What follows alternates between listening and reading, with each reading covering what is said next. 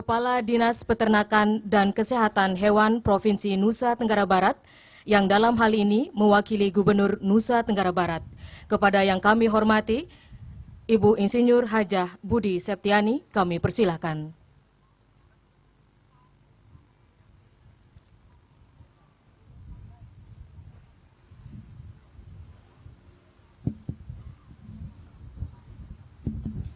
Bismillahirrahmanirrahim. Assalamualaikum warahmatullahi wabarakatuh. Selamat siang dan salam sejahtera untuk kita semua. Sebelum saya mulai, saya ingin menyampaikan salam dari Bapak Gubernur kita, Bapak Tuan Guru Haji Zainul Majdi, yang tadi kurang lebih jam 10 kami menerima informasi bahwa beliau tidak bisa bersama kita di sini karena ada kegiatan yang memang tidak bisa diwakilkan. Untuk itu beliau menugaskan saya selaku Kepala Dinas Peternakan Provinsi Nusa Tenggara Barat untuk menyampaikan hal-hal terkait dengan kegiatan atau program Provinsi Nusa Tenggara Barat terkait dengan pengembangan peternakan di Nusa Tenggara Barat. Untuk itu saya dalam hal ini akan menyampaikan poin-poin yang disampaikan oleh Bapak Gubernur. Yang terhormat Bapak Direktur Kesehatan Hewan, Bapak Direktur Kesehatan Masyarakat Veteriner, Dirjenak Peternakan Kesehatan Hewan beserta jajarannya, yang terhormat Bapak Ketua MUI yang kami hormati dan banggakan, Bapak Ibu dari perguruan tinggi, dan dari kalangan pelaku usaha, singkatnya hadirin peserta kegiatan workshop public awareness untuk Kesmapet pada hari ini yang berbahagia. Pertama-tama marilah kita memanjatkan puji syukur kehadirat Allah Subhanahu wa Ta'ala atas segala nikmat yang telah diberikan kepada kita semua, sehingga kita bisa hadir bersama dalam keadaan sehat walafiat pada hari ini. Adapun yang ingin kami sampaikan adalah program pembangunan peternakan untuk Nusa Tenggara Barat. Itu sejak tahun 2008-2013 itu ada program unggulan daerah yang dinamakan PIJAR, yaitu program sapi, jagung, dan rumput laut. Untuk itu kita program sapi itu sering dikenal dengan program BSS, Bumi Sejuta Sapi, yang mana alhamdulillah dari capaian target yang sudah ditetapkan di dalam RPJMD itu sudah mencapai, sehingga populasi kita pada saat ini 1.2731 ekor. Untuk itu, untuk program selanjutnya untuk tahun 2013-2018 kepemimpinan Bapak Gubernur yang kedua kalinya, di situ dalam visi misi beliau ada yang namanya industrialisasi, sehingga ini sejalan dengan program pusat, di mana kita sesuai dengan arah kebijakan dari pimpinan daerah, di mana Nusa Tenggara Barat ke depannya secara bertahap akan mengurangi pengiriman sapi potong hidup. Jadi nanti kita akan mengirim dalam bentuk daging, sehingga pemerintah daerah dan pemerintah pusat sejak tahun 2011 itu sudah mempersiapkan sarana prasarana terkait dengan kesiapan sarana prasarana RPH, yang saat ini ada 3 lokasi RPH yang sudah memenuhi standar nasional, yaitu ada di Banyumulek, Lombok Barat, ada di Pututanu, Sumbawa, dan ada di Asakota, yaitu di Bima. Dan selainnya ada kurang lebih 6 rumah potong yang itu statusnya masih higienis. Untuk itu sejalan dengan itu juga tentunya kita terkait dengan untuk bisa mengoptimalkan RPH ini, tentunya kita akan terkendala dengan ketersediaan.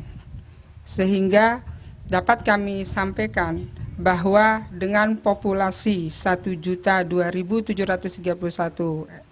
ekor untuk tahun 2014 ketersediaan kita itu ada kurang lebih untuk potensi potong kita itu ada 124.000 ekor, di mana untuk memenuhi kebutuhan daerah itu kita siapkan 60.000 ekor, dan untuk memenuhi mensuplai provinsi-provinsi lain itu kita alokasikan kurang lebih 42.000 ekor, sehingga sisanya itu yang menjadi ketersediaan kita untuk mengantisipasi ketika kita menghadapi hari-hari besar. Nah, inilah status kita saat ini, kondisi potensi kita untuk ketersediaan itu alhamdulillah tercukupi, namun kita tidak bisa puas sampai di situ. Sehingga kami bersama Pak Dirjen beberapa bulan yang lalu itu sudah menginisiasi untuk melakukan penguatan kelembagaan terhadap beberapa kelompok yang memang sudah siap untuk mengembangkan usahanya. Ini yang sudah beberapa hal yang sudah kita lakukan dalam menghadapi nanti ketika industrialisasi ini sudah mulai akan dioperasionalkan secara maksimal. Sehingga kedepannya mudah-mudahan besok kami juga akan melakukan rapat koordinasi terkait dengan lintas kementerian, yaitu dengan Dinas Koperasi dan beberapa kabupaten kota juga kami undang dalam menguatkan kelembagaan yang ada di tingkat kabupaten dan provinsi. Saya kira mungkin ini terkait dengan apa yang akan kegiatan yang dilaksanakan pada hari ini, tidak lebih bagaimana kita harapannya bagaimana bisa daging asuh ini itu bisa dikenal oleh kalangan masyarakat kita dari tingkat bawah sampai tingkat atas. Karena daging asuh itu tentunya akan berpengaruh terhadap kenyamanan atau keamanan dari kita yang mengkonsumsi daging itu. Sehingga mungkin ini sangat strategis kegiatan ini untuk kita sama-sama nantinya dapat memberikan informasi atau mensosialisasikan sampai ke tingkat bawah bagaimana pentingnya daging asuh ini. Sehingga nanti mungkin secara nanti Bapak Direktur akan memberikan kita seperti apa yang diharapkan nanti untuk daging asuh. Saya kira ini yang bisa kami sampaikan. Untuk itu kurang lebihnya mohon maaf. Wabillahi taufiq wal hidayah. Wassalamualaikum warahmatullahi wabarakatuh.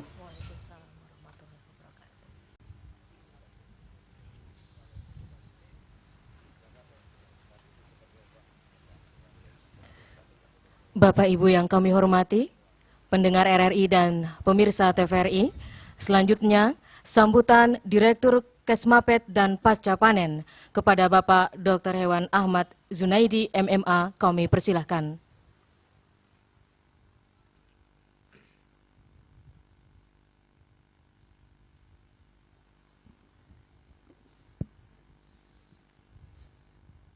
Bismillahirrahmanirrahim. Assalamualaikum warahmatullahi wabarakatuh.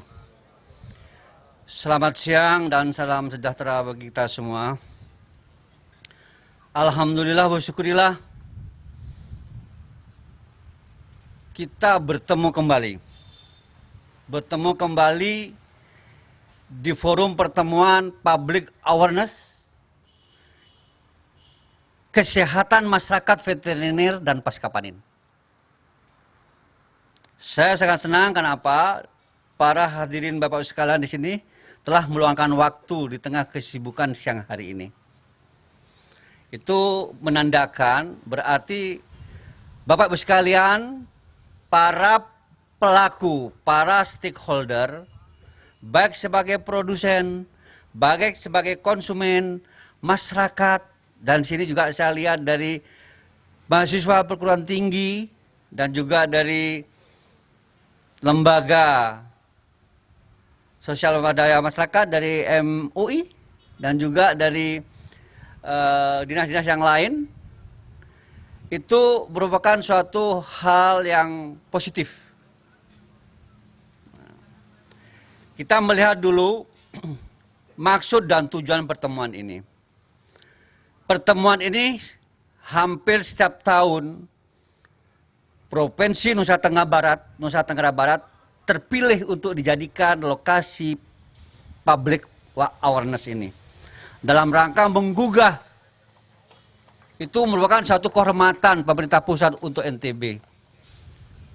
Provinsi Nusa Tenggara Barat. Tentunya pemilihan itu tidak hanya sekedar dipilih. Tentu ada prasyarat-prasyarat. Ada suatu kinerja performa atau status dari Provinsi NTB ini. Kita tahu bahwa Provinsi NTB ini merupakan sentra produksi. Pusat pengembangan peternakan terutama adalah ruminansia besar. Namun dilihat dari itu tidak hanya dia sebagai sentra produksi, tapi juga merupakan provinsi yang mempunyai tingkat pertumbuhan ekonominya yang cukup tinggi, rata-rata di atas nasional. Apa artinya? Perkembangan demand, permintaan, karena masyarakatnya semakin sejahtera, tentu akan membutuhkan produk-produk yang bermutu dan berkualitas. Saya jamin itu adalah merupakan suatu keniscayaan, semakin sejahtera, ya, semakin income-nya meningkat, permintaan terhadap kebutuhan produk-produk yang bermutu dan berkualitas, terutama produk hewan, daging, telur, dan susu itu akan meningkat juga. Ini adalah merupakan suatu tren masyarakat yang sejahtera dan maju.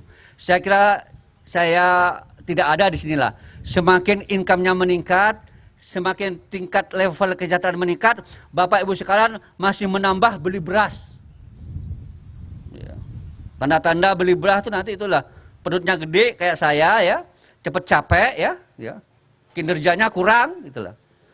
Alhamdulillah tanda-tanda untuk itu sehingga NTB 3 tahun berturut-turut tetap menjadi pilihan untuk menjadi pelaksana atau melakukan public awareness yang ketiga kali. Mudah-mudahan di masa akan datang harus tetap dilaksanakan. Karena apa? Menggugah kesadaran untuk memproduksi dan untuk mengkonsumsi produk hewan, daging, telur, dan susu, perlu kesadaran, perlu pemahaman, perlu pengertian. Daging, telur, dan susu itu jelas semakin meningkat tadi, sehingga meningkatkan generasi kita mampu bersaing di global market. Kita tahu sebentar lagi Indonesia ini masuk kepada masyarakat ekonomi ASEAN. Tidak bisa. Sumber daya manusia harus mempunyai daya saing, mempunyai kompetensi, mempunyai kemampuan. Itu harus ditunjang dengan apa? Tentunya adalah dengan pangan, pendidikan, dan kesempatan kerjanya. Tujuan dari pelaksanaan public awareness ini, betul kita ingin mensosialisasikan bagaimana memproduksi dan mengkonsumsi produk hewan itu adalah yang kita kenal aman, sehat, utuh, dan halal. Prinsip mutu ini bukan datang dari langit. Prinsip ini bukan hanya miliknya Kementerian Pertanian, tidak. Bahkan bukan miliknya bangsa Indonesia, tapi miliknya adalah masyarakat dunia. Manakala produk itu akan kita bawa ke dalam persaingan dalam pasar global. Kita harus siap, tidak bisa. Kami melihat pemerintah pusat Nusa Tenggara Barat mampu untuk melaksanakan itu. Tepuk tangan dong. Tidak hanya sekedar mampu, saya sampaikan tadi adalah Provinsi Nusa Tenggara Barat juga menjadi wilayah tujuan wisata, baik dalam negeri dan luar negeri. Kita tahulah kehebatan wisata-wisata di Nusa Tenggara Barat ini, sampai ke manca dunia. Pariwisata itu sangat terkait erat dengan perkembangan produk pangan atau disebut dengan kuliner. Terus kenapa kalau kita harus bersiap-siap? Karena manakala kita tidak mampu menangkap peluang, kita akan menjadi pasar. Apa artinya? Pasar yang ada di depan kita akan dinikmati oleh provinsi lain, atau bahkan negara lain. Apa artinya? Potensi sumber daya yang melimpah ruah, yang mempunyai potensi untuk dikembangkan, itu nanti akan mengalami persaingan yang tidak menguntungkan bagi masyarakat Nusa Tenggara Barat ini. Oleh karena itu, kita perlu mendorong terus bagaimana masyarakat Nusa Tenggara Barat ini, terutama masyarakat petani-peternaknya, mampu menangkap peluang itu.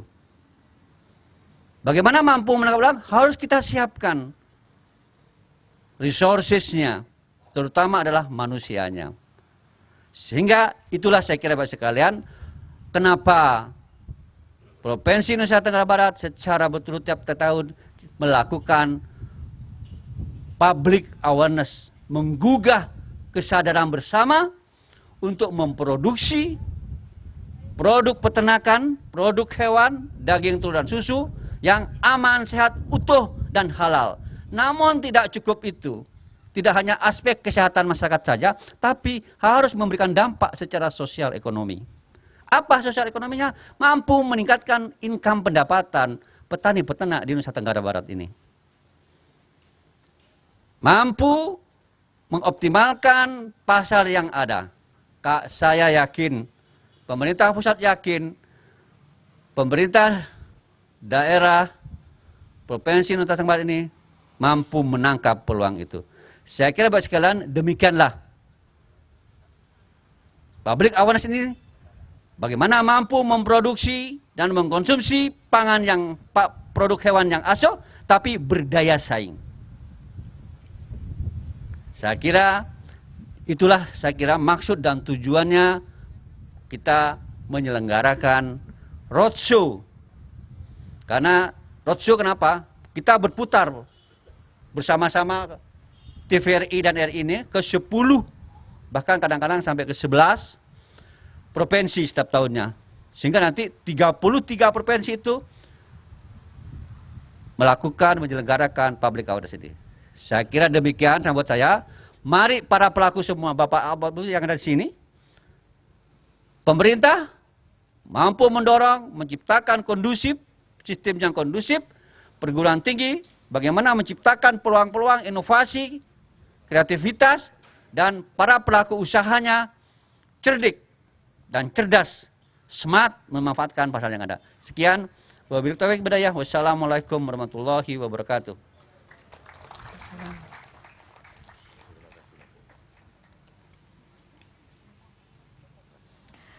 Bapak Ibu yang kami hormati, pendengar RRI dan pemirsa TVRI, selanjutnya kita menunggu hubungan dengan Pro 3 Jaringan Nasional untuk dialog interaktif public awareness dengan tema Mari kita produksi dan mengkonsumsi pangan asal hewan yang asuh, aman, sehat, utuh, dan halal.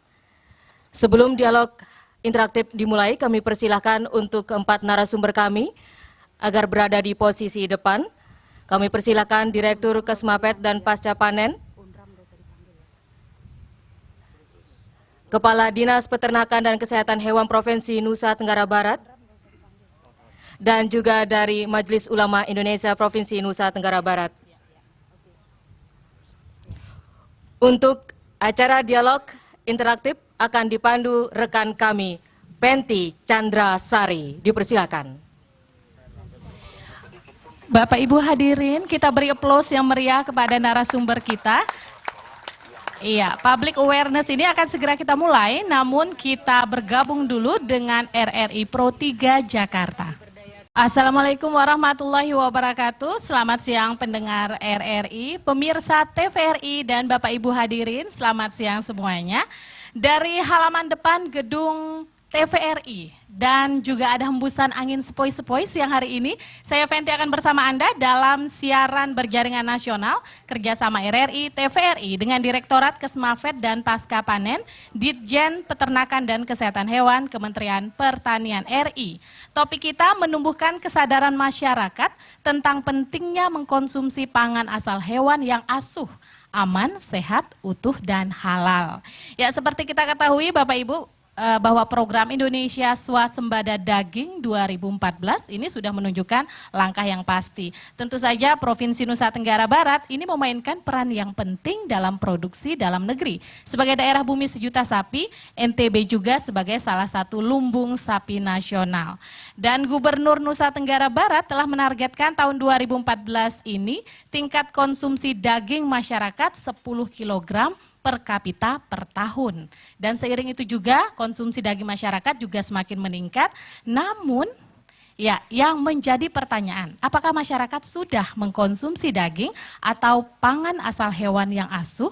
Seberapa pentingnya mengkonsumsi makanan yang asuh bagi masyarakat? Kemudian bagaimana pemerintah juga dalam upaya menyediakan daging atau olahan hewan yang asuh. Untuk itu di siang hari ini sudah hadir para narasumber kita. Yang pertama Direktur Kesmafed dan Pasca Panen, Dr. Hewan Ahmad Junaidi MMA. Selamat siang Pak, selamat berjumpa lagi.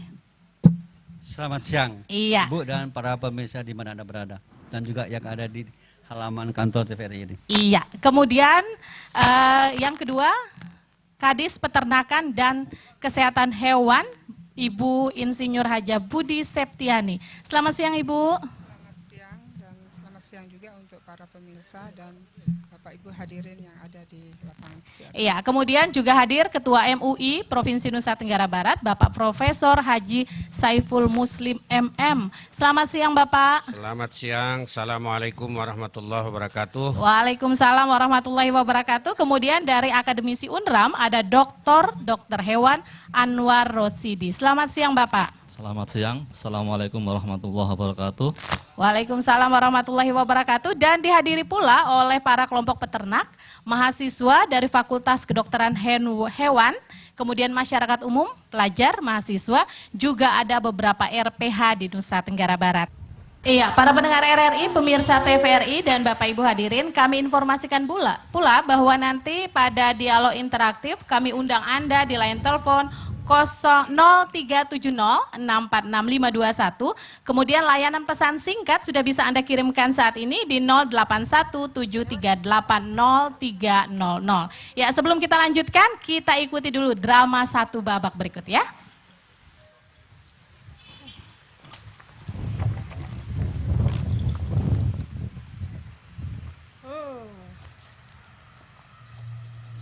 Bahadur! Mana Bahadur ini ya? Bahadur! Apa ini manggil-manggil? Ada apa aja? Ada apa? Dari tadi nak itu cari kamu. Ya terus? Pergi nagih. Nih, pergi nagih ya. Nagih aja.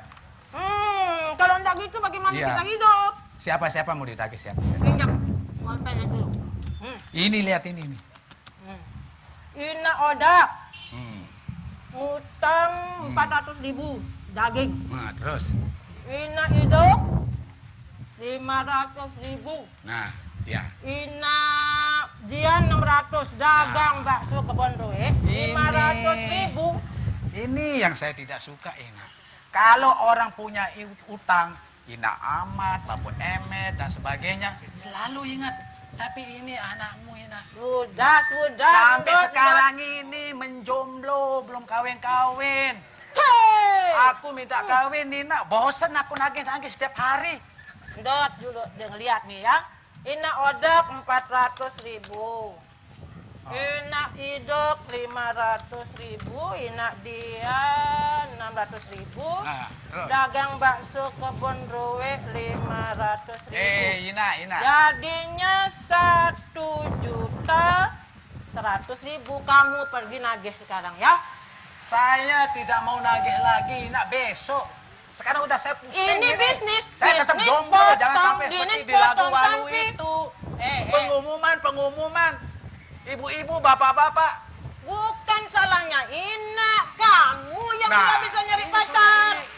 Selalu anak disalahkan, yang menentukan kan Ina. Pokoknya Kalau begini. Ina bilang iya, saya kawin. Tapi kamu sendiri masa Ina yang nyarikan? Setiap kamu bawa ada rambutnya Ada pirang pacar datang. saya Ina, cantik, inges. Tapi kan sampai sekarang juga mana? Ayo, sampai Loh, sekarang tapi- nggak ada. Hah? Setiap pacar saya datang ke sini ada bekas sembelihan sapi, ada kotoran sapi, ada Iya memang karena bau, karena Inamu itu jagal. Harus Assalamualaikum. memang ada kalau ndak Harus berminta bersih. bagaimana bisa punya Assalamualaikum. begini ndak ada. Wah, ini yang kita cari dari tadi. Gimana Pak Raden? Ya ini lagi begini. Apa nih ribut-ribut?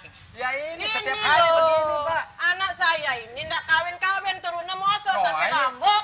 Ndak dapat saya aja pacar. disalahkan turunnya Inanya mosok, yang disalahkan menjomblo. coba. Saya setiap Masalahnya hari apa? minta Masalahnya kawin. apa? Masalahnya apa Bagaimana? dulu? Karena Apa enggak boleh kita mengerti, bantu? nak. Saya enggak mengerti, nak. Saya coba lihat, Pak. Ini bekas potong-potongan Oh, iya. nyembelih sapi di Iya. sini, Iya. kotoran sapi di sini. Iya. Belum lagi itu kencing sapi. Masya Allah, pacar saya ke sini begini loh, Pak. Nggak Pantesan, sempat. Nina Siti. Kamu yang ndak bisa. Coba dengar. Pantesan Nina Siti nggak laku-laku. Bagaimana mau cewek datang ke rumah ibu? Ya kan kita Loh, usaha. kayak Pak, begini. namanya. Kalau enggak bagaimana untuk dia? Umuh. Ngeri, nak, dengar. Sini ini, aduh, saya pusing saya ini. Hei. Nggak akan laku-laku kalau begini ini. Hei, pusing-pusing diri sini yang Tolong, enggak Pak, bisa. tolong saya, Pak. Ini Tolong, Nak Siti ya. Kan sudah sering saya himbau.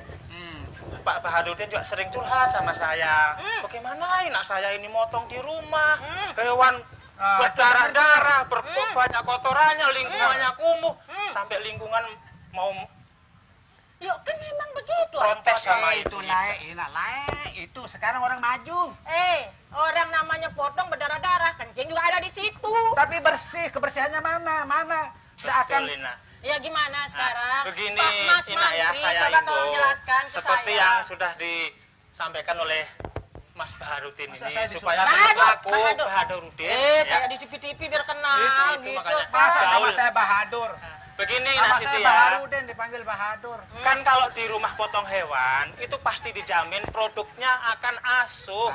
tuh Tahu istilah asuh? Aman, sehat, utuh, dan Tapi halal. Mana? menurut itu nggak ada yang sehatnya perhatikan. mana sehatnya Betul. kalau begini Halalnya nih yang penting halalnya Ina Siti. Terus. Yang halal Ina Siti. Terus. Halal itu dipotong oleh juleha. Terus. Juleha Ya, itu iya. kan pacar saya kok disebut-sebut Ini Ina, curiga sudah. pacar saya itu Ina, kok disebut-sebut ini Begini Mas Baharudin, juleha itu juru sembelih halal, sudah bersertifikat. Nah, ibu nanti kalau potong di rumah potong hewan, dijamin produknya pasti asuh. Nanti bisa ibu, bisa harganya lebih mahal, bisa Nah. ibu jual di hotel-hotel, banyak. bisa di restoran. uang banyak Gitu. saya kawin Oh gitu kalau Ini gitu. tak mau Ya, bilang ya. sendiri. Bilang kalau Nagih, begitu bilang nagih, sudah. terus nagih. Iya sudah bilang sama pacarmu. Si sekarang. juleha nanti pasti datang gitu. saya mau telepon dulu ke Nah, begitu. telepon dia. Ah. Begitu jadinya Pak. Iya. Ya kan anak saya nelpon Iya. juga. Jadi harus mahal jadi. Betul. Assalamualaikum. Bisa saya. Juleha Supaya berkah ibu Sehat. juga nanti lingkungannya bersih. Jadi kita Mari kawin. kita potong di rumah potong hewan. bagaimana yes hei bilang yes dia bilang Juleha Jadi kamu kawin anaknya. Gimana kita lawan? Iya, pendengar RRI dan juga pemirsa TVRI itu dia tadi drama satu babak yang menggambarkan bagaimana pentingnya mengkonsumsi hewan atau pangan asal hewan yang asuh ya. Langsung saja kita menuju ke Bapak Dr. Hewan Ahmad Junaidi MMA. Bagaimana Pak program Kesmafet dan Pasca Panen dalam mensosialisasi atau mengajak masyarakat untuk mengkonsumsi hewan yang asuh? Memberikan informasi itu seperti merubah perilaku. Apa artinya? Kita harus sabar, harus tidak pernah berhenti, dan terus kita lakukan secara terus menerus. Karena merubah perilaku. Ya. Karena apa? Untuk kita membiasakan diri memproduksi apa? Para pelaku ya, para jagal yang punya ternak itu memproduksi yang benar. Dari tentunya ternaknya yang baik. Itu banyak para pelaku yang terkait. Rumah potong, jagal, pemeriksanya. Tadi kita lihat ya. Dan juga kan ada persyaratan asuh tadi ada yang halal kan? Dari aspek keagamaan secara syar'i harus ada. Dari Kementerian Agama dan dari MUI kita harus. Nah, itu terus diikuti itu rantainya itu. Diperiksa hewannya pada waktu di peternakan diperiksa, sebelum mati diperiksa, sesudah mati diperiksa dagingnya. Dimasukkan kemana dia? Apa ditaruh di becak atau gimana? Apa angkut dagingnya terus sampai ke pasar? Sehingga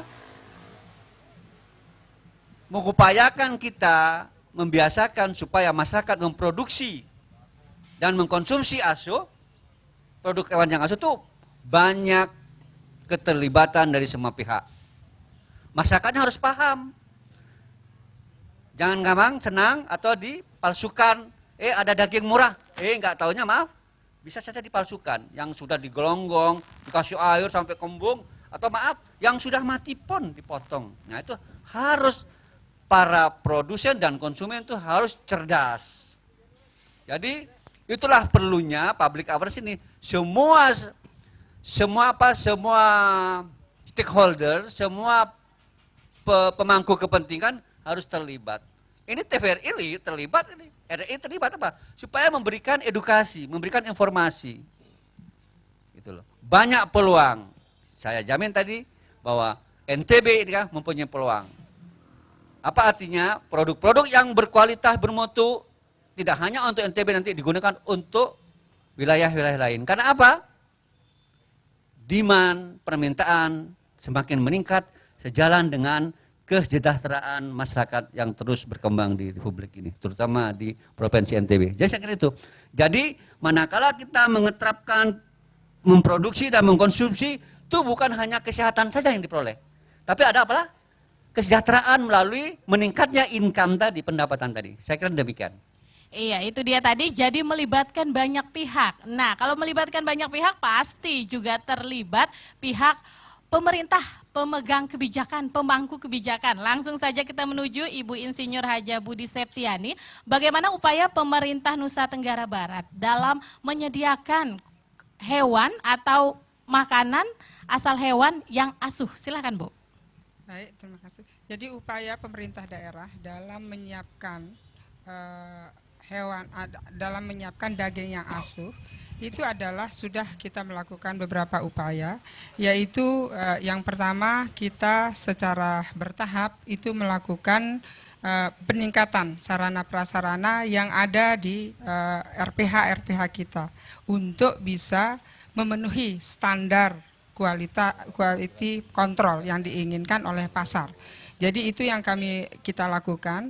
Yang kedua, itu kami juga sudah bersama pengelola RPH yang sudah berstandar asuh, berstandar secara nasional, itu untuk melakukan sosialisasi atau istilahnya memberikan informasi kepada masyarakat kita, yang mana sejak bulan puasa kemarin juga ada di beberapa titik itu kita sudah melakukan sosialisasi bagaimana memberikan pemahaman kepada masyarakat bahwa daging asuh ini penting. Karena apa? Karena itu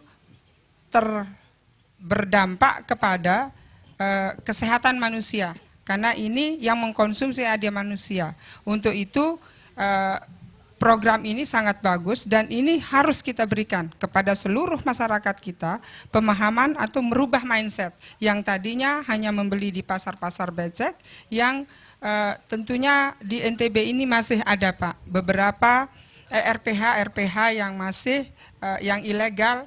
Untuk itu kita secara bertahap itu akan melakukan perbaikan-perbaikan terhadap RPH itu agar nantinya menuju ke higienis.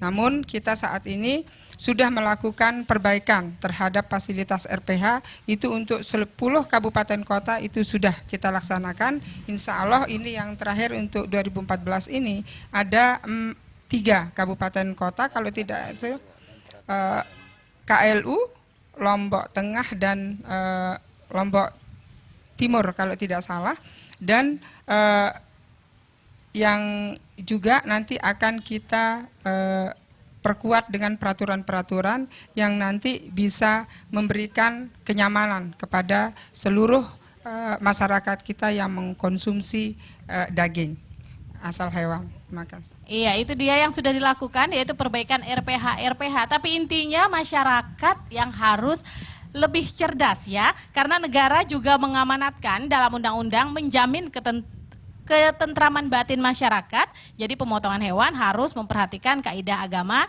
dan unsur kepercayaan masyarakat. Kita langsung saja menuju Bapak Profesor Haji Saiful Muslim MM. Bagaimana dari MUI seputar daging yang asuh ini Pak, silakan. Terima kasih. Kaitannya dengan daging asuh, salah satu diantaranya kata-kata asuh ini adalah halal. Halal ini sesungguhnya sudah diperintahkan oleh Allah Subhanahu wa Ta'ala kepada seluruh umat manusia untuk memakan daging atau hewan yang halal dan thayyib. Fakulu mimma razaqakumullah halalan thayyiban. Jadi halal saja tidak cukup, tetapi juga harus thayyib, baik. Oleh karena itu, kalaupun itu barang halal, boleh dimakan, tetapi kalau tidak thayyib, kalau tidak bersih, tidak bagus, itu tidak boleh dimakan. Salah satu contoh yang paling enteng, yang ringan adalah nasi. Nasi itu halal sesungguhnya. Tetapi ketika nasi itu basi, oleh dokter terutama akan memberitahukan kepada masyarakat bahwa jangan makan nasi yang basi. Nah, oleh karena itu halal dan thayyib ini menjadi satu kesatuan yang tidak bisa dipisahkan. Terima kasih. Ya, itu dia halalan thayyibah ya, yang pasti kita mengkonsumsi daging.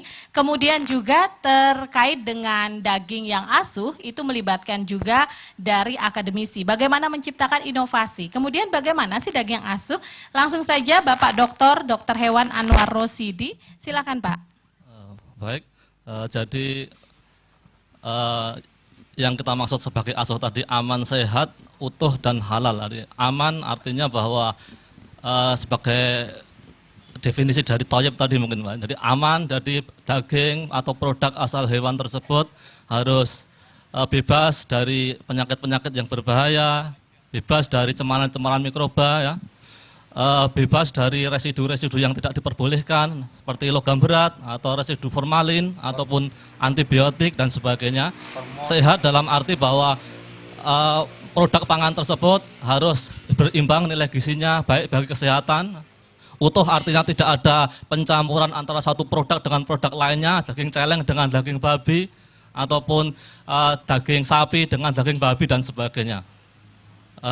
Kemudian halal, seperti tadi yang dikemukakan Bapak Ketua MUI, dia harus menjamin ketentraman batin masyarakat. Jadi masyarakat harus terjamin, apalagi mayoritas penduduk kita adalah beragama Islam. Kemudian dari kami sebagai akademisi dari Fakultas Peternakan Universitas Mataram, karena kami dari Fakultas Peternakan mungkin tidak begitu banyak kajian yang terkait dengan kesehatan masyarakat veteriner. Tetapi kita di laboratorium mikrobiologi dan bioteknologi kita juga berupaya untuk kadang-kadang kita memonitor dan melakukan surveillance tentang daging ayam yang dijual di pasar tradisional dan sebagainya. Jadi ada memang cemaran coliform E. coli yang cukup tinggi yang kita temukan di pasar tradisional. Kemudian kita juga sudah mulai mengembangkan kit-kit diagnostik untuk penyakit antrak kemudian penyakit Campylobacter. Yang terakhir kita mengembangkan kit untuk daging babi. Jadi kita menggunakan prinsip imunokromatografi dengan metode seperti tes kehamilan. Jadi apabila sampel positif maka dia akan menunjukkan dua warna seperti tes kehamilan itu. Jadi kalau negatif hanya akan ada satu garis. Itu yang sudah mulai kita kembangkan di laboratorium kami. Begitu, terima kasih. Iya, itu dia, kami undang Anda pendengar di 0370646521 atau pesan singkat di 0817380300. Kita beri tepuk tangan dulu untuk siang hari ini. Iya, terima kasih ya. Dan sekarang langsung saja kita buka sesi dialog kepada Bapak Ibu yang ingin bertanya kepada narasumber kita. Silahkan dari adik-adik mahasiswa mungkin penasaran. Iya, silahkan Dek. Iya, silahkan jangan lupa sebut nama kemudian dari mana ya. Waalaikumsalam warahmatullahi wabarakatuh.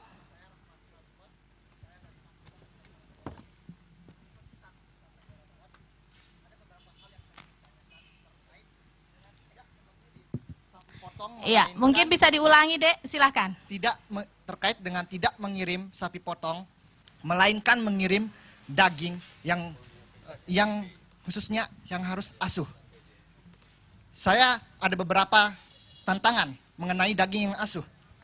Bagaimana para narasumber di depan saya ini bisa menghadapi tantangan berikut. Yang pertama, tantangan munculnya penyakit zoonosis yang tadi disebutkan oleh dokter hewan bahwa ada Escherichia coli, penyebab penyakit perut pada masyarakat. Dana dan infrastruktur, bagaimana stakeholder dinas-dinas terkait ini mampu memenuhi infrastruktur dan dana tiap RPH. Apakah mungkin masyarakat harus pergi ke RPH yang infrastrukturnya lengkap? Tidak mungkin kan?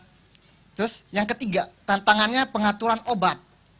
Bagaimana cara dinas-dinas terkait mengatur obat sehingga penyakit zoonosis yang saya sampaikan pada poin pertama dapat tertangani. Dan yang keempat, pengembangan profesi. Profesi inilah yang mampu merangkul 3 poin tersebut, yaitu profesi peternakan dan dokter hewan khususnya. Mungkin hanya itu yang saya ingin tanyakan, bagaimana bisa menangani penanganan tersebut. Dan yang terakhir, poin yang terakhir ada halal. Bagaimana cara MUI untuk menentukan bahwa setiap RPH itu mengeluarkan daging yang halal? Apakah pemotongan itu searah dengan alat hadap kiblat atau tidak? Ya, terima kasih. Wabillahi taufiq wa hidayah. Wassalamualaikum warahmatullahi wabarakatuh. Waalaikumsalam warahmatullahi wabarakatuh. Waduh, padat sekali ya pertanyaannya sampai 5 poin. Ya, langsung saja dijawab daripada nanti kelupaan, Pak ya. Langsung saja kepada Pak Ahmad Junaidi, silakan Pak. Ya, pertanyaan, terima kasih dari mahasiswa Fakultas Kedokteran Hewan Universitas Nusa Tenggara Barat ya. Ya. Dari Mas siapa tadi? Mas siapa tadi? Awas itu. Mas ya. Rahmat. Tadi pertanyaan banyak, tidak hanya ditujukan kepada saya saja ya, ada dari halal Pak Sarip. Ya. Oke, penyakit zoonosis, memang betul, bukan hanya penyakit itu, banyak penyakit. Di sini ada penyakit antrak ya, ada penyakit yang baru, new emerging disease, atau juga ada penyakit yang dulu hilang muncul lagi. Nah, apa artinya? Memang kita tidak bisa lengah, makanya dalam rangka kita memproduksi dan mengkonsumsi itu melibatkan banyak pihak. Kita punya pengawasan. Pengawasannya adalah tentu pemerintah melakukan. Di sini ada laboratorium mulai tingkat kabupaten sampai provinsi dengan sesuai kemampuan pemeriksaan dan pengujian.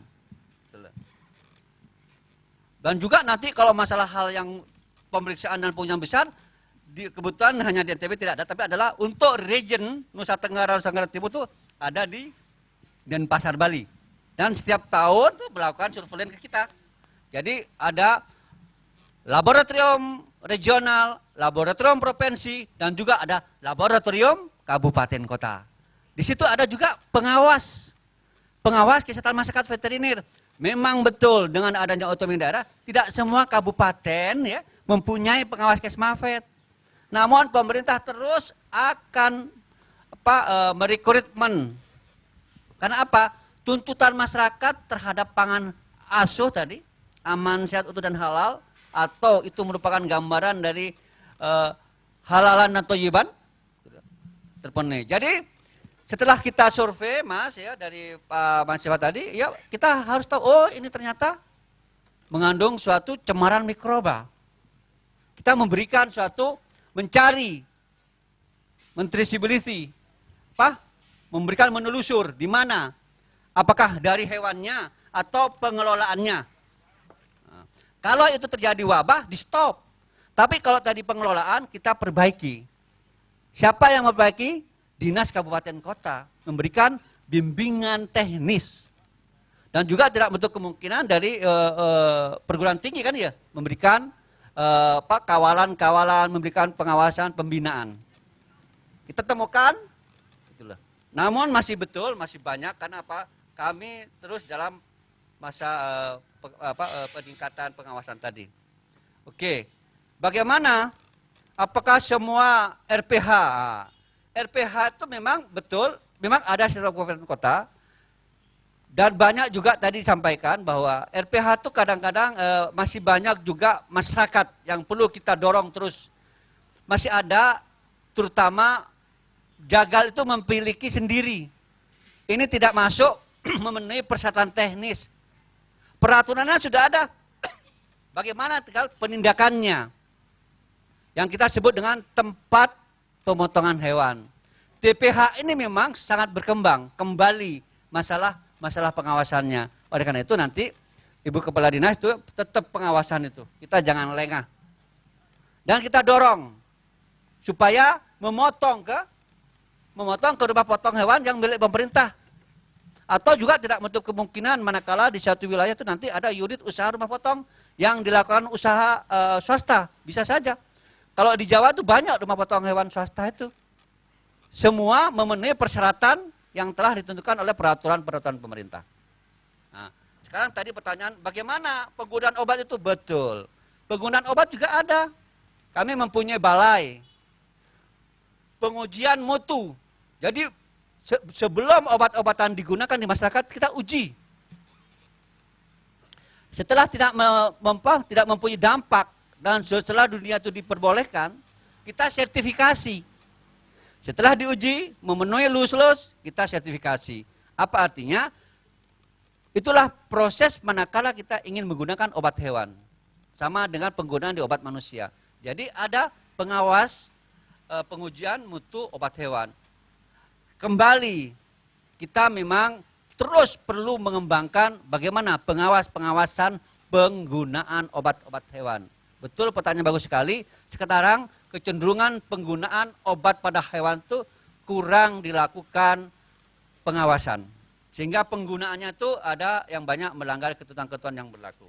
Saya kira untuk pertanyaan dari Mas Yodi dan yang untuk yang lain, yang halal Pak. Iya, silahkan Pak Saiful Muslim. Terima kasih. Terkait dengan pertanyaan tentang halal itu tadi memang memiliki beberapa ketentuan, beberapa syarat. Jadi tidak semua yang disembelih pun juga tidak semua binatang yang disembelih itu mesti jadi halal. Yang harus disembelih pun juga jadi binatang yang halal dulu. Disembelih dengan cara yang halal, dengan orang yang mengerti tentang cara-cara penyembelihan. Dalam kaitannya dengan ini adalah para jagal. Kalau orang NTB itu bilang jagal Pak, orang yang tukang sembelih. Dan itu pun juga harus tahu bagaimana teknik menyembelih. Sebab itu salah sedikit cara menyembelih itu walaupun halal menjadi haram dia. Nah oleh karena itu maka cara menyembelih yang baik itu, terutama tadi yang dipertanyakan tentang menghadap kiblat. Itu setiap saat kita mengadakan sosialisasi terhadap RPH, terhadap para jagal, para tukang sembelih itu, selalu kita lakukan setelah mereka mendapatkan informasi dari kita tentang bagaimana cara menyembelih secara teori. Kemudian yang terakhir kita bawa dia ke RPH-RPH yang terdekat untuk menyaksikan bagaimana cara menyembelih yang benar. Itu. Jadi oleh karena itu syaratnya pun juga tidak hanya sekedar bisa menyembelih, sebab semua orang bisa menyembelih. Tetapi menyembelih binatang yang besar, terutama sapi, kerbau, dan lain sebagainya itu punya ketentuan-ketentuan. Cara menyembelih pun juga tidak boleh turun naik, ya, tidak boleh secara terus-menerus bolak-balik bawah ke atas. kemudian ada yang terlepas, tidak lagi nempel itu pisau penyembelih itu kepada lehernya kerbau atau sapi itu. Ini menjadi tidak sah walaupun barangnya halal, keinginannya untuk menyembelih secara halal, tetapi karena cara menyembelihnya tidak halal, berarti binatang itu tergolong bangke dia, tidak boleh dikonsumsi. Itu antara lain. Yang berikutnya juga jangan lupa bahwa syarat penyembelih itu juga di samping orangnya orang Islam dan tahu tata cara penyembelih, juga dia ada kalimat Bismillahi Allahu Akbar dilapaskan ketika dia memulai menyembelih. Saya kira demikian. Iya, ternyata poin-poin yang harus dipenuhi untuk mendapatkan halal itu banyak ya. Juleha itu tadi yang berperan. Iya, mungkin kita menuju ke Ibu Budi Septiani. Tadi terkait juga pertanyaannya, masa kita memotong satu terus pergi ke RPH, kemudian kita kaitkan dengan SMS. Iya, baru saja masuk. Ya, SMS. Adakah sanksinya bagi pedagang yang menjual daging yang tidak asuh untuk efek jera baik korbannya dan konsumennya? Silakan Bu. Dari hasil industri olahan yang akan kita dapatkan dengan mengoptimalkan atau memaksimalkan RPH, itu banyak sekali nilai tambah yang kita dapatkan. Karena kita bisa memanfaatkan kulit, tulang, dan limbah daripada rumen daripada ternak itu banyak manfaatnya, sehingga itu akan mempunyai nilai tambah terkait dengan ekonomi masyarakat, sehingga kita ke depan itu melalui kajian-kajian kita akan melakukan pengurangan terhadap sapi potong hidup, yang mana tentunya kita akan melihat sesuai dengan suplemen yang ada. Itu ada perhitungannya. Jadi kita akan menghitung sesuai dengan suplemen, dan itu pun akan kita lakukan sesuai dengan potensi kita. Jadi potensi kita dan permintaan dari luar daerah. Saya kira itu, dan terkait dengan pengawasan pembinaan itu kita provinsi tetap melakukan koordinasi dengan kabupaten kota untuk selalu meningkatkan pembinaan dan pengawasan di tingkat kabupaten. Bahkan kalau tidak salah Pak, kita punya tenaga THL yang tersebar di 10 kabupaten kota, dan juga kita mempunyai ada tim respon cepat. Itu biasanya kalau ada kejadian. Iya, kita jeda dulu Bu ya, karena kita akan terima telepon di 0370646521. Selamat siang, halo. Selamat siang, dengan Bapak siapa Pak? Rudi. Iya, silahkan Pak Rudi pertanyaannya. Saya mungkin masukkan aja. Jadi dari mana? RPJM NTB 2008-2013, bumi sudah capai. Apakah itu sudah tercapai? Kan belum. Kan 2012 baru mencapai 70 sekian. Pada saat itu juga NTB mengirim 500 ke Jakarta. Apa yang terjadi di sana? Kekurangan harga daging sapi melonjak.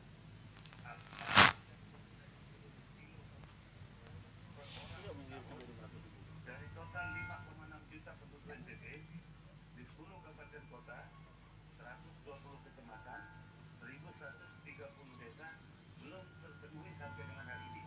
Oke, sudah kita tangkap Pak Haji Rudi. Pertanyaannya langsung saja ke yang berwenang, yaitu Ibu Haja Budi Septiani ya, seputar bumi sejuta sapi dan harga daging yang melonjak katanya Bu. Baik, terima kasih. Terkait dengan target yang ditetapkan di dalam RPJMD itu menurut kita itu alhamdulillah sudah tercapai. Karena menurut hasil saya sudah diskusi dengan Kepala BPS. Jadi dari hasil sensus 2013 itu BPS hanya mengeluarkan 1 kali data, yang mana pada saat itu populasi kita kurang lebih 700 sekian. Dari populasi itu tentunya itu populasi itu per tanggal 1 Mei 2013, di mana ini ada pergerakan dari Mei sampai ke akhir Desember 2013, sehingga kita melakukan penghitungan itu dengan kajian dari UNRAM, di mana kita mempunyai betina produktif itu kurang lebih 60%. Menurut kajian UNRAM, tapi kami masih menggunakan 40%.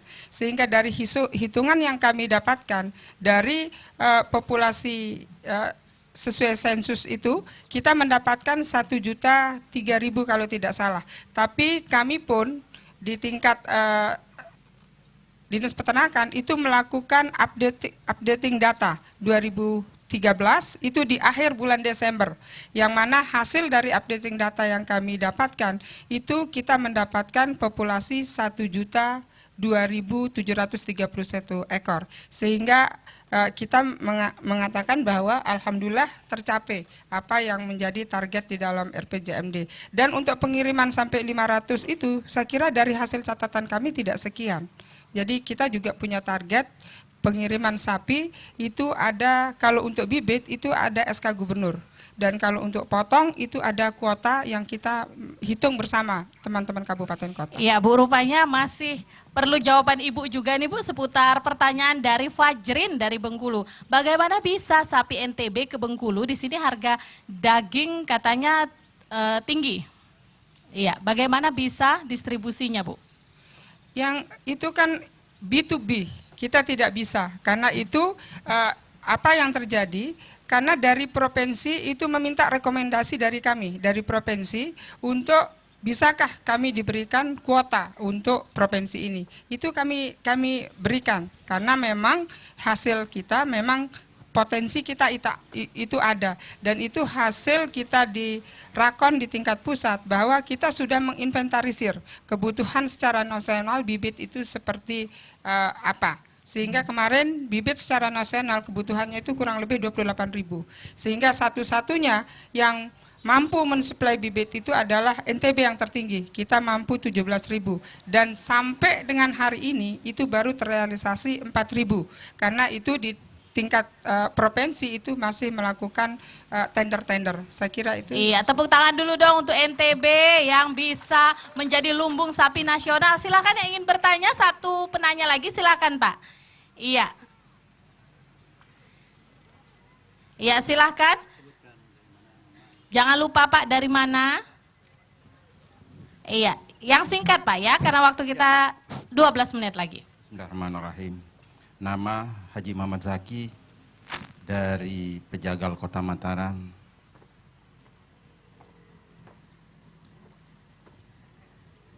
Yang saya tanyakan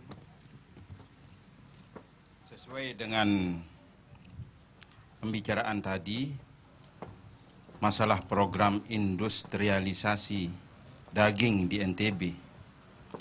Yang pertama, cara apa yang sudah ditempuh oleh Dinas Peternakan Provinsi untuk menghadapi industrialisasi pemotongan sapi di NTB ini. Sementara saya melihat sampai saat ini rumah potong yang dibangun yang besar-besar tidak pernah terpakai.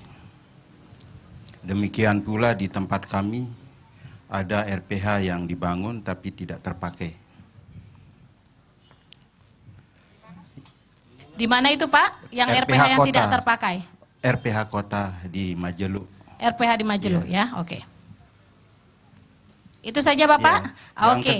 Yang kedua, masalah pemotongan asuh ini boleh saya bilang 50%-nya dipotong di RPH negeri, di luarnya itu enggak tahu.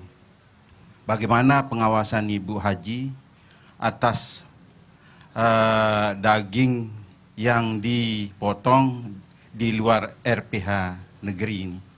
Oke. Demikian pertanyaan saya. Terima kasih. Assalamualaikum warahmatullahi wabarakatuh. Waalaikumsalam warahmatullahi wabarakatuh, Pak Haji Zaki, salah satu juleha ya.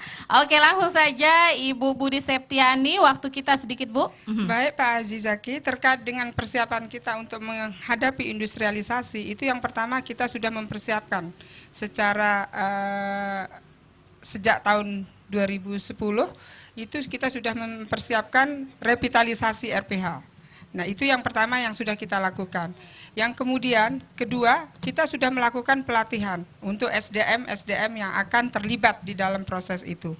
Yang ketiga, kita sudah melakukan inventarisasi kelompok untuk sebagai pensuplai daripada RPH kita untuk sapinya, untuk penyiapan bahan bakunya itu kita sudah menginventarisir untuk Pulau Sumbawa itu kurang lebih 56 kelompok, yang mana besok tanggal 28 kami akan melakukan rapat koordinasi bersama koperasi dan provinsi, kabupaten, dan bersama Kepala Dinas Kabupaten Kota se-NTB. Iya, itu dia Ibu Kadis Peternakan dan Kesehatan Hewan, Insinyur Haja Budi Septiani. Langsung saja karena waktu kita terbatas kepada Bapak Direktur Kesmapet dan Pasca Panen, silakan Pak. Oh iya, kepada Pak Zaki, memang betul. Produksi, kita harus dicariin kemana memasarkannya. Jadi penentuan pasar sangat perlu sekali. Dan ini saya kira kita sudah sering mendengar bahwa NTB ini sudah mempunyai histori, punya sejarah, telah mampu melakukan pasokan-pasokan ke kota-kota besar di Pulau Jawa. Tinggal bagaimana bisnis to bisnisnya kita memulai lagi. Apa artinya win-win solutionnya? Kalau B2B ini kan pemerintah kan hanya Tutwuli Handayani. Nah, selain itu juga kita memberikan kepastian pasar dengan melibatkan sampai kita memanggil para pemain-pemain di Jakarta itu. Misalnya kita memanfaatkan misalnya transportasi Pak Ageng itu misalnya ke NTB menggunakan pendingin yang membawa produk-produk non hewan, misalnya es krim dan pulangnya itu membawa daging. Hal ini untuk menekan harga supaya harga bersaing. Karena masalah pemasaran itu bukan hanya masalah dagingnya asuh, tapi terjangkau tidak harganya. Mempunyai kompetensi tidak sakitnya. Berdaya saing. Kembali, karena itu adalah suatu keniscayaan. Manakala masyarakat NTB, masyarakat produsen peternak itu mampu mau merebut pasar, kita harus mampu bersaing. Dan yang ketiga tadi, pemerintah sudah tidak henti-hentinya, sudah mencoba. Apalagi di NTB ini. Di NTB ini sudah kita banyak membangun RPH. Oleh karena itu kami melihat, memang betul masih banyak TPH-TPH yang 50%. Itu secara peraturan Pak, tetap itu adalah kita dorong secara pelan-pelan. Harus ke RPH pemerintah yang sudah mampu melakukan, memberikan produksi yang asuh. Untuk memberikan jaminan dan menjaga ketentraman batin masyarakat. Itu tidak bisa hanya produsen gagalnya seperti Pak Zaki. Masyarakatnya juga harus benar kan Pak? Dia harus Harus kritis. Saya tadi sampaikan, hati-hati kalau ada orang menjual daging itu murah. Wah ini umpamanya sini harganya 90.000. Ada orang menjual hanya 60-50.000, rebut-rebut semua. Hati-hati. Manakala hal itu kami ketahui, itu adalah merupakan pelanggaran, itu adalah tindak pidana. Secara hukum jelas banyak. Pakai undang-undang yang mana? Peredaran cereng di Jakarta, banyak yang masuk bui. Tapi juga kita lihat, ada yang tidak tahu, Pak kami nggak tahu tapi begini. Jadi banyak adalah pasal-pasal hukum yang akan mampu menjerat para pelaku pangan ini. Jadi tergantung kepada perdanya. Tergantung kita mau menggunakan peraturan yang mana. Kalau sampai ke PPNS, sampai ke kepolisian, manakala itu masuk kepada kategori tindakan pidana, tidak menutup kemungkinan dia akan dipenjarakan. Saya kira demikian.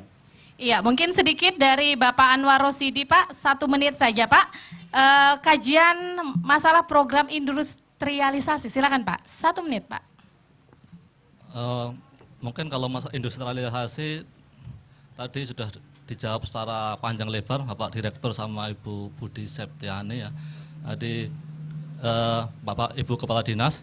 Jadi pada prinsipnya produk kita agar dapat berdaya saing tentu kita harus mempunyai nilai tambah ya. Kemudian kita harus memperpendek jalur distribusi ya dari yang paling agar lebih efisien begitu. Kemudian agar produk kita tadi bisa berdaya saing salah satunya karena di NTB ini kita sudah alhamdulillah bebas dari penyakit brucellosis, keluaran menular, sehingga kita punya istilahnya keuntungan lebih dibandingkan dengan daerah lainnya karena kita bebas dari penyakit tersebut sehingga bibit-bibit kita bisa dikeluarkan ke daerah-daerah lain. Itu yang tidak ada pada daerah di Nusa Tenggara Barat, kemudian di daerah-daerah Papua dan sebagainya. Sehingga itu salah satu kelebihan kita. Akan tetapi seperti yang disampaikan Bapak tadi, ada pemotongan yang di luar RPH pemerintah. Itu memang kita harus selalu melakukan edukasi, pendidikan ke masyarakat.